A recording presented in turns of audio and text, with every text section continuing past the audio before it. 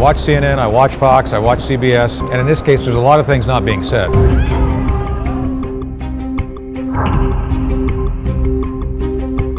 It almost certainly is a recombination event that was laboratory driven.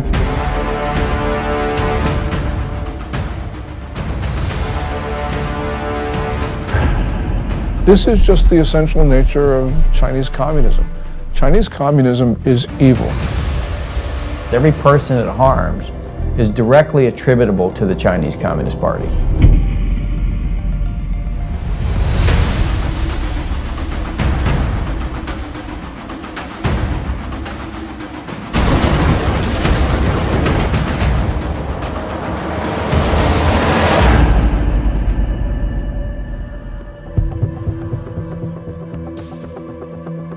I began looking into the origin of the now widely known coronavirus in early February, with its timing amid the Hong Kong protests, the Taiwan elections, and the US-China trade deal. My name is Joshua Phillip. I'm an investigative reporter at the Epoch Times in New York, writing about the Chinese Communist Party's programs of espionage and unconventional warfare for well over a decade.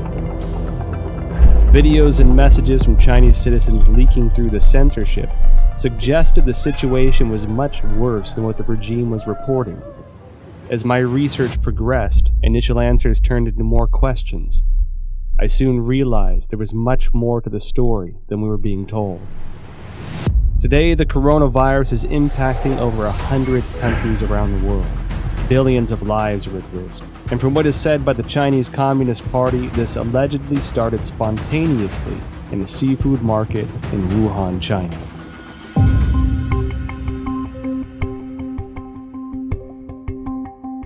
Wuhan is the capital of Hubei province, the largest city in central China.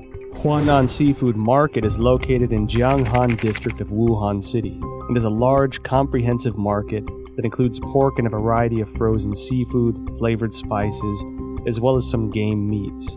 The first thing that received public attention about the epidemic was an internal notice from the Wuhan Health Commission. There has been a continuous occurrence of pneumonia cases of unknown cause. The notice issued on December 30, 2019, clearly required all medical units to report similar cases of unknown pneumonia. The notice started spreading online, and on December 31, 2019, the Wuhan Health Commission issued a public notice for the first time, saying that some medical institutions found a link between the pneumonia cases and the Huanan seafood market. However, the notice pointed out that there was no evidence of obvious human-to-human transmission and no infection among medical personnel. On January 1, 2020, the Huanan seafood market posted a notice of closure. This was followed by a thorough cleanup of the market, which as an investigative reporter seemed rushed. Guan Yi, a well-known Hong Kong expert, echoed my concern that the move was like destroying a crime scene. Since then, Wuhan officials have repeatedly said that most cases of pneumonia in Wuhan have a history of exposure to the Huanan seafood market. On January 26, the Institute of Virology of China CDC announced that 33 of the 585 environmental samples from the Huanan seafood market were found to contain the novel coronavirus nucleic acid, and the virus was successfully isolated from the positive culture samples, suggesting that the virus originated from wild animals sold at the market. At this point, Huanan seafood market being the source of the epidemic became an official conclusion. A few days later, however, a report from the journal Science published online challenged that story. The report cited a paper in The Lancet, one of the world's top medical journals, and questioned whether Wuhan's novel coronavirus pneumonia could not have originated at the market.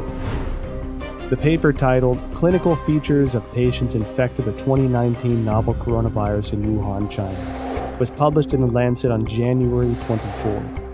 The first author of the paper is Huang Xiaolin, Deputy Director of Jinyintan Hospital, the first designated hospital for treatment of unknown pneumonia in Wuhan. Why would this come as a challenge to the official narrative?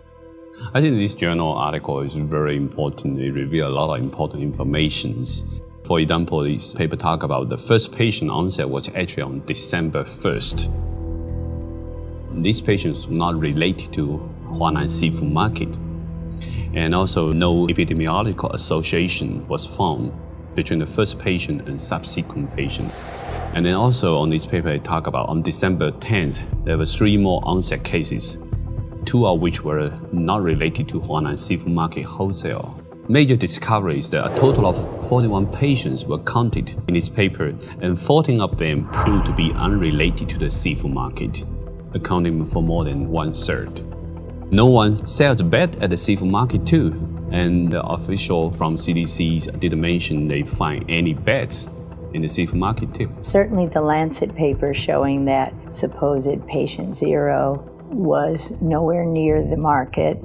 Secondly, that there are no bats in the seafood market or anywhere close. The idea of the spread so fast through a population, just the way it was said through the seafood market, is highly unlikely and improbable. On January 29th, The Lancet republished an analysis of 99 confirmed cases.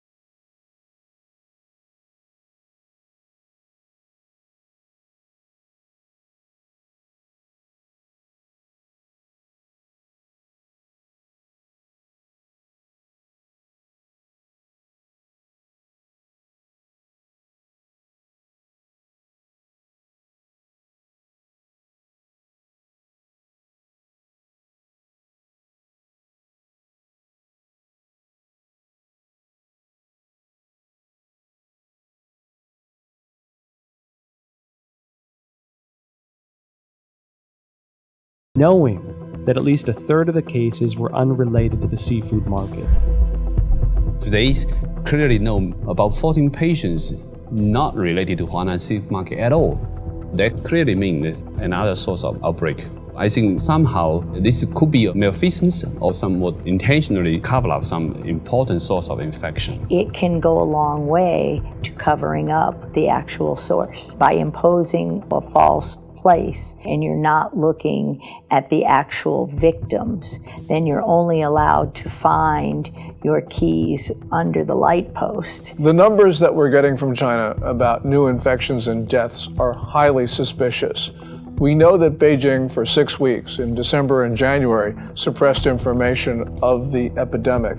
And then when they officially acknowledged it on January 20, they then started a campaign of suppression of information. We know that because the central leading group that was announced on January 26 has a 9-person roster, and it's very heavy with propaganda officials. Indeed, the vice chairman of the group is the Communist Party's propaganda czar. It appears that the party's main goal here is suppression of information, controlling the narrative. That's more important to them than actually ending the epidemic. I was in China when SARS happened, and we were evacuated, and it was exact same thing. There's no transparency. They tried as long as they could to cover it up until finally it was just like with the coronavirus, they could no longer cover it up, and then they proceeded to act. I mean, I think from my perception back then, their response to it is exactly the same.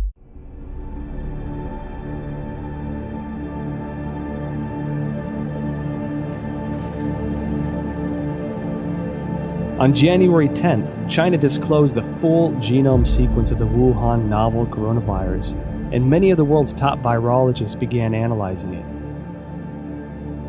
As early as January 7th, academic Zhang Yongzhen from the National Institute of Communicable Disease Control and Prevention, along with the School of Public Health of Fudan University, submitted a joint paper to Nature.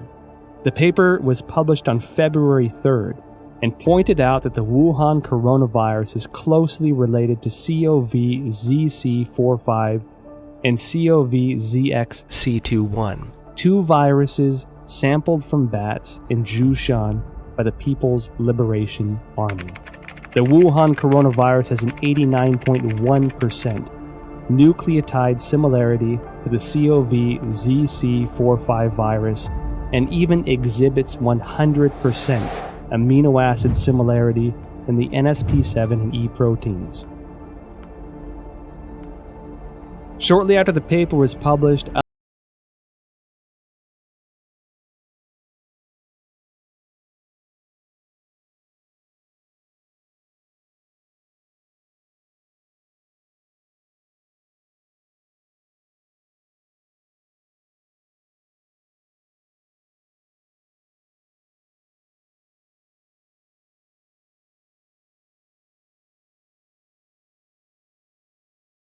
on January 30. The paper stated that the Wuhan virus has an 88% similarity to two bat-derived SARS-like coronaviruses collected in Zhoushan, Zhejiang province of China. The earliest discovery of this bat-derived virus is by an expert from the Research Institute for Medicine of Nanjing Command. A paper published in 2018 states that scientists from this institute detected many SARS-like coronaviruses in bats from Zhoushan City, also known as bat-like coronavirus, Zhoushan virus. In short, scientists found the Wuhan coronavirus, the current pandemic, is highly similar to a bat SARS-like coronavirus previously discovered by the Nanjing Military Research Institute, showing 100% amino acid similarity in NSP7 and envelope protein, the E protein. What does this high similarity reveal? Hard to see a protein is 100% identical when the virus jumps species. And so that was suggesting maybe the virus could be generated with a reverse engineer process. I certainly believe that the 100% amino acid similarity says it can't possibly be a natural mutation. It almost certainly is a recombination event that was laboratory driven.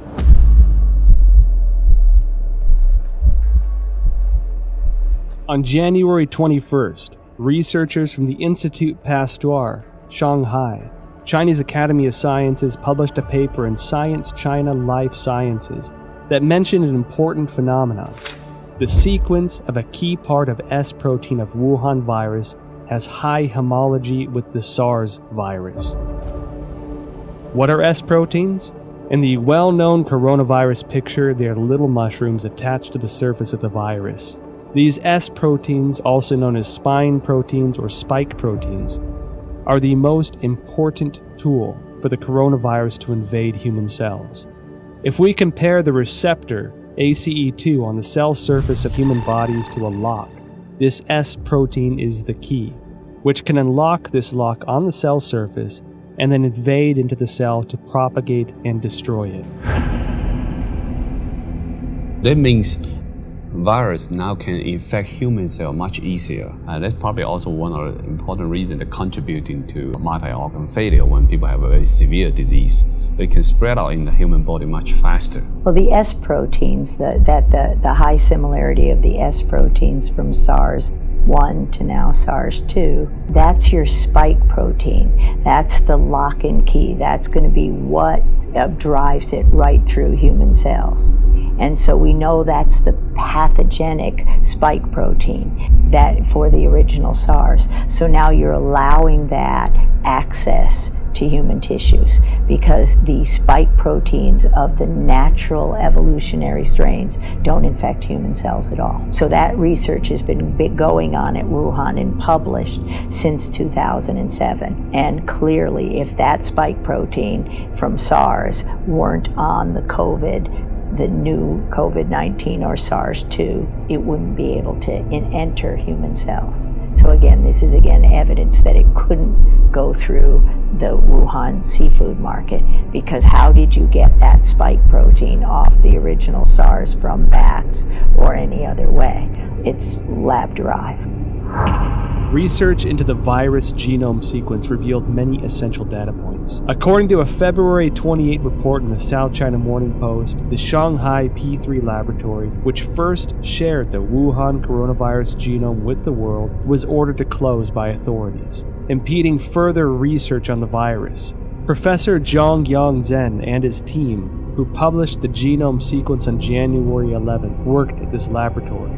According to a February 26 report on Caixin, Zhongyang Zhen's team isolated and completed the genome sequence of the previously unknown virus on January 5th. On the same day, the Shanghai Public Health Clinical Center reported the discovery to the National Health Commission and recommended prevention measures.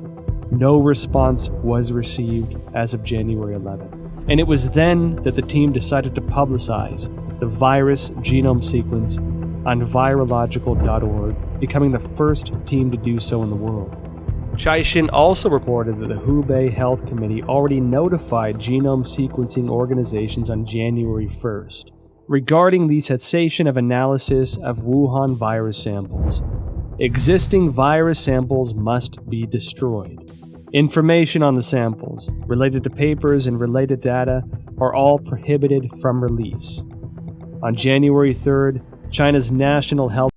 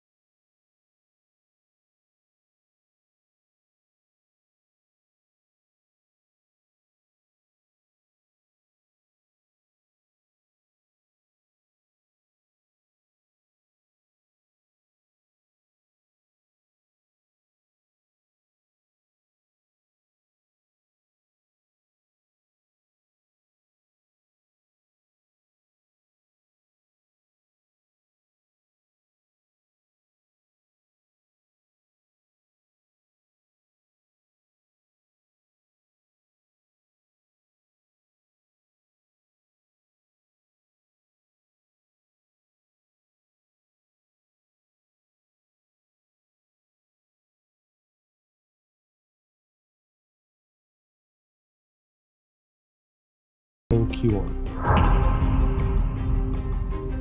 This symbolized that Xi's successful splicing of the SARS virus was a key to open the door to the cross-species transmission. What is startling is that these successful experiments on mice were only the tip of the iceberg. They planned to further experiment on primates. Although Xi Zhengli did not indicate any conclusion from this research, her move to research on primates suggests this was to more closely simulate the infection of humans with this new synthetic virus. This wasn't done without controversy, however. Xi's experiments quickly triggered widespread debates from the academic community. Simon Wayne Hobson of the Pasteur Institute in France expressed deep concerns. He told Nature, if the new virus escaped, nobody could predict the trajectory. Propagation could happen anywhere. His statement is exactly what's happening, that the virus is everywhere and it could not spread that fast through various countries unless it's been spread via laboratories, via the mail, via research scientists studying that.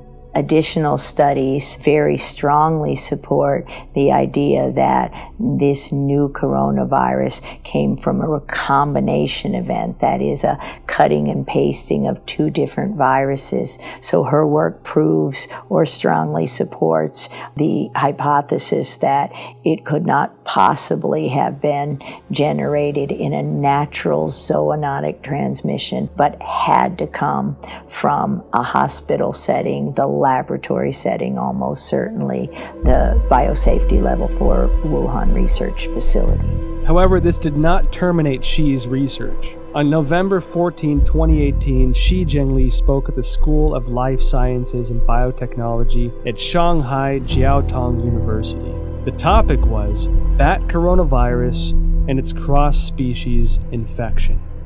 Reports of this event have since been deleted from the university website.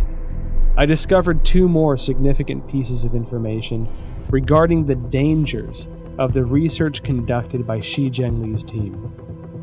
First, on October 16, 2014, the Obama administration, wary of the potential threats to public health from the gain-of-function GOF research into SARS, MERS, or influenza, announced through the National Institute of Health that it was suspending funding into similar research. The funding pause included Xi Zhengli's research project, Genetic Engineering of SARS-like Coronavirus in Bats, a collaborative effort with Dr. Ralph Barrick, a virologist at the University of North Carolina.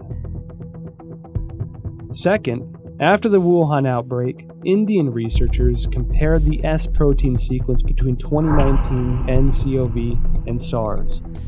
They discovered that 2019 nCoV had 4 new sequences inserted, all of which can be found in HIV sequences through a search on GenBank. Xi Zhengli discredited those observations, although she never denied the existence of the 4 inserted sequences. However, scientists probing GenBank found that there were only 3 viruses containing all sequences.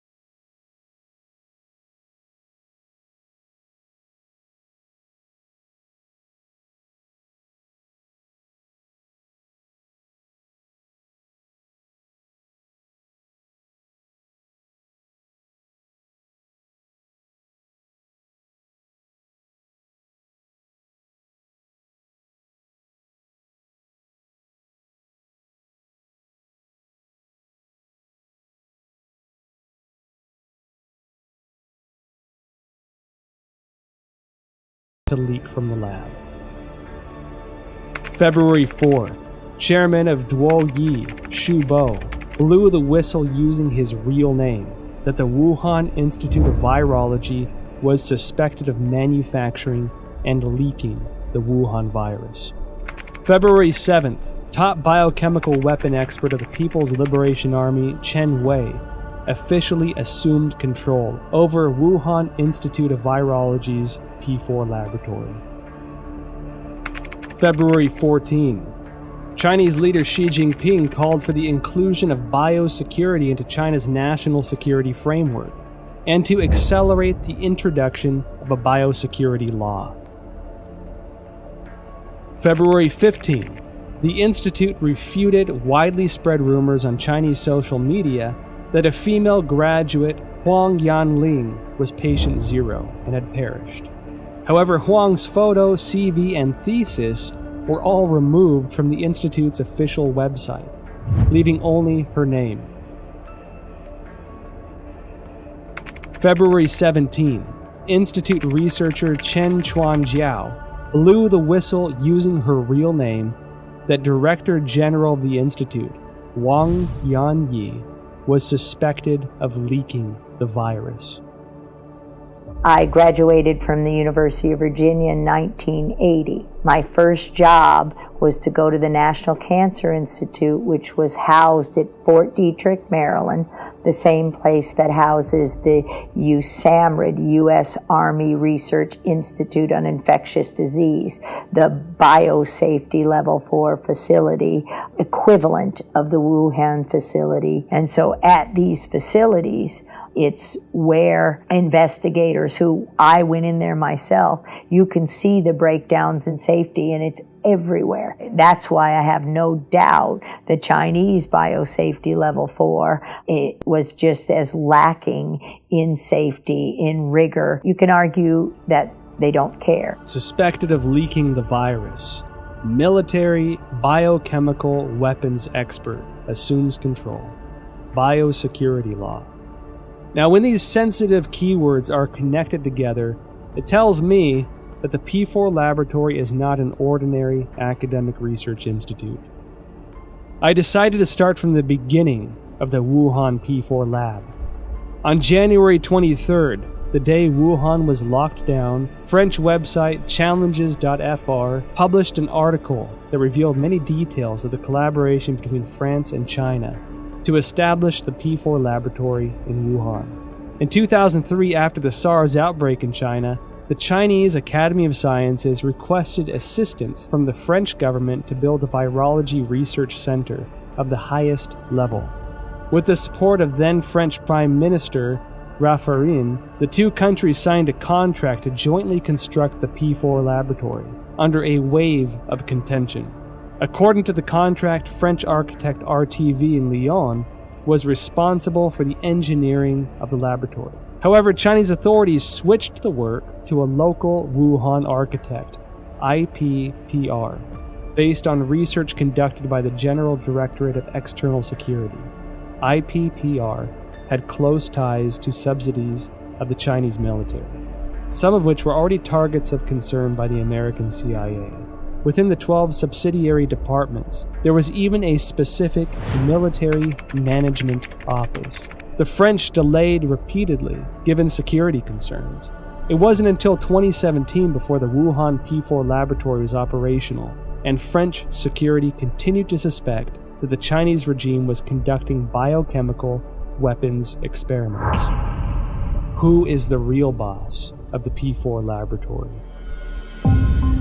The Wuhan P4 laboratory was a subsidiary of the Wuhan Institute of Virology, which is managed by China Academy of Sciences. The director of the laboratory was Yuan Shiming, who was also the head of China's Academy of Sciences Wuhan chapter.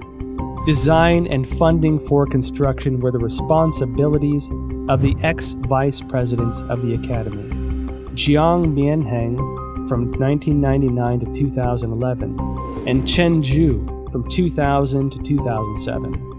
Jiang Mianheng was the eldest son of ex-CCP leader Jiang Zemin. After Jiang Zemin ascended to power after the Tiananmen Square massacre, his son entered the academy and led the Institute of High Technology's research and development. Jiang Mianheng created the Shanghai Institute of Life Sciences, and together with China Academy of Sciences, Shanghai colleges and universities, Shanghai hospitals, military hospitals, and research institutions, formed a profit group of life sciences organizations. They controlled China's major life sciences research projects and allocation of massive funding.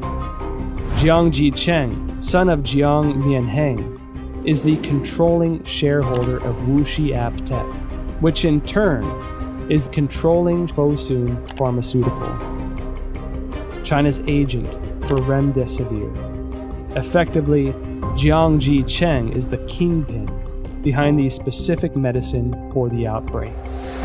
Meanwhile, Chen Zhu is the current president of the Red Cross Society of China, which had faced numerous scandals since the outbreak. In 1999, while Jiang Zemin was in power, the People's Liberation Army published a book, Unrestricted Warfare, in which strategies for a weaker nation to combat a stronger nation are discussed in the context of modern warfare. One of the authors, Qiao Liang, wrote, "After the first Taiwan Strait crisis, we realized that if the Chinese and American military fought head-on, we are at a disadvantage. Therefore, we need a new strategy to help our military tilt the balance of power. This new strategy is called unrestricted warfare, a variety of means beyond all limits, without any restrictions. It could be military related, including guerrilla warfare, terrorism, biochemical warfare, or it could be non-military related, such as drug trafficking, poisoning, environmental destruction, and computer virus dissemination." Israeli expert in biological warfare and former intelligence officer Danny Shoham published a paper in 2015 in India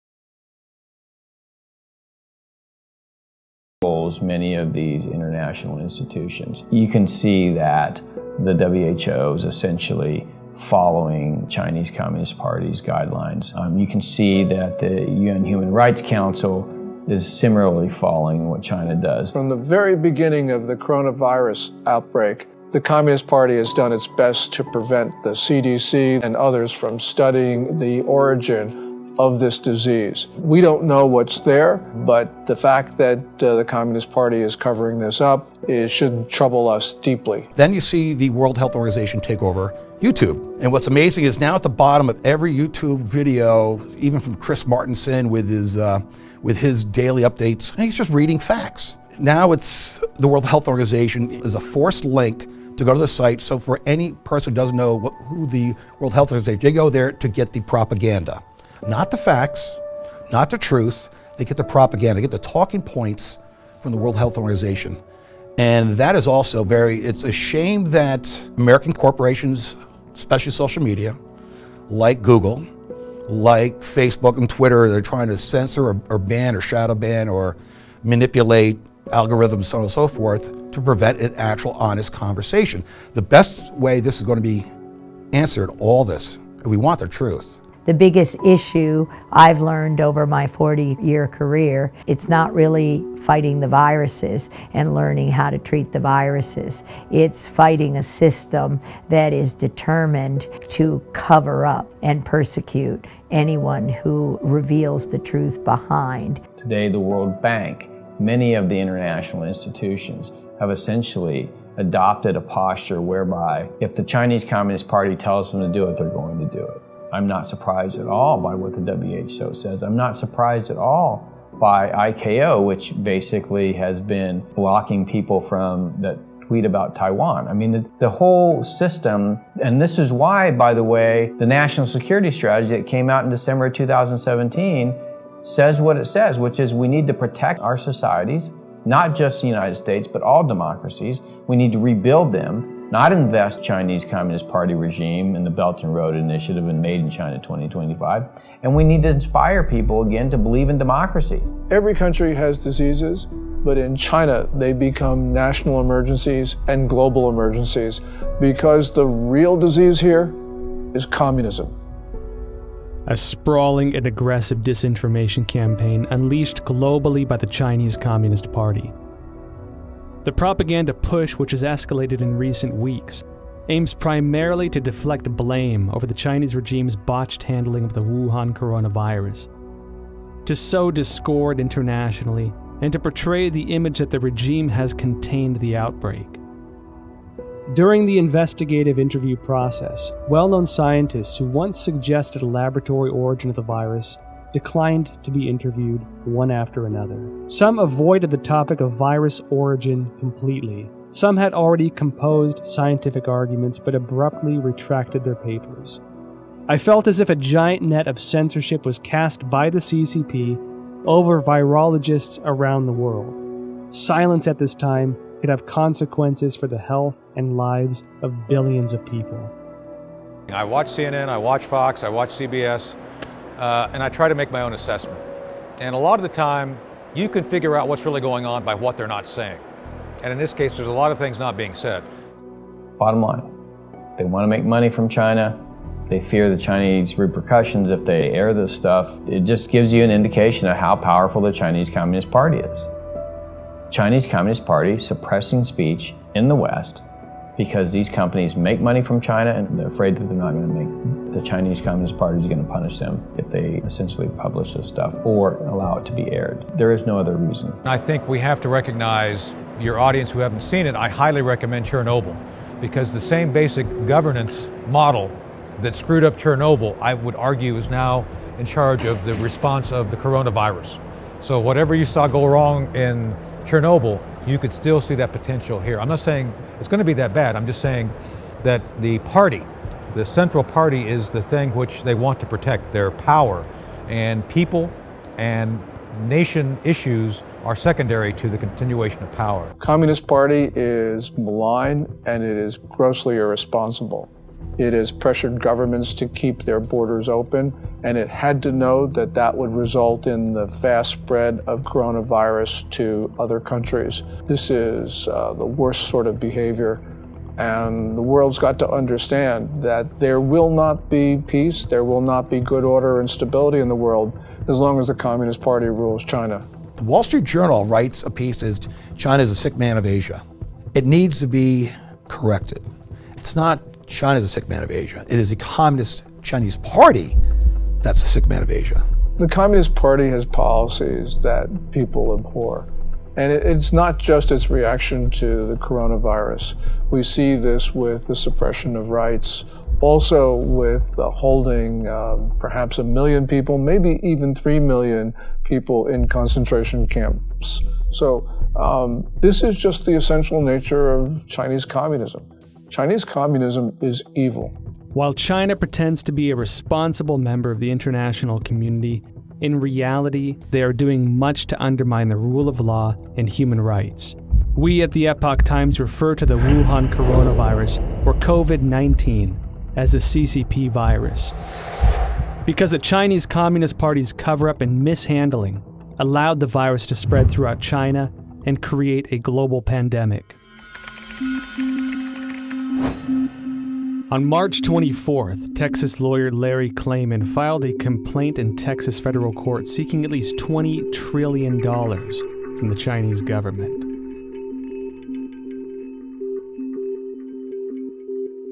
Klayman said in a statement, quote, "The Chinese people are a good people, but their government is not, and it must be made to pay dearly." On April 4th, the British think tank Henry Jackson Society advocated for compensation of £351 billion from the CCP to the UK, and that the government should pursue it through international courts. The same report called for a total compensation of £3.2 trillion to the G7 for the damages caused by the cover-up of the outbreak. On the same day, the All India Bar Association filed a complaint to the United Nations Human Rights Council, seeking an unspecified amount as reparations from China over the global spread of the coronavirus. Evidently, the CCP violated the international health regulations. The United States and the international community must regain their senses and take action. Reveal the truth through investigations, initiate sanctions against the CCP, and seek massive restitution for the worldwide public health emergency resulting in tremendous health and economic loss. As the people of Taiwan and Hong Kong are insisting, only by trying to stay away from the CCP's invasion can we protect ourselves in this global disaster. Let's start protecting ourselves. Let's start rebuilding our country. Let's start investing in our people. Let's start inspiring people to love democracy and transparency and open markets, not what the Chinese have, which is essentially, if you read document number 9, counter to every single one of those things. So, I mean, it gives us a real opportunity to kind of reevaluate the kind of world we want to live in and fight for the right side of that world. I want them to see the true nature of the Chinese Communist Party, because when they do, they're going to wake up. And when that happens, democracies will begin to flourish again. And when that happens, perhaps, just perhaps, the people of China will have a chance. This virus must have a message for all of us as people of this earth. We need to take a break from our busy schedules and seriously consider the repercussions of our ever-expanding scientific research and development. Did we go too far? Do our desires and ambitions go against the laws of nature and pull us further from the direction given by heaven? Maybe when this virus lifts, we can again find our traditional values, rediscover kindness and virtue, family and community. I believe that viruses can't survive where hearts have compassion.